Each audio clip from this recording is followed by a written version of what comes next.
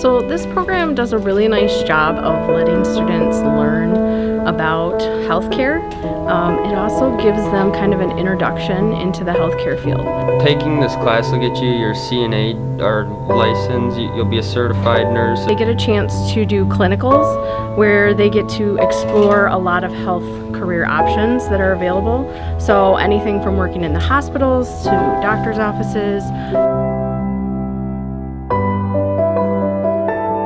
What you do here, you're working on getting your CNA license, which is a certified nursing aide. And in the future, I do want to become a nurse in some sort, so it kind of guides me through there. It's really hands-on and not that much bookwork. And then we have vital signs every day, and we do skills. Helping other people.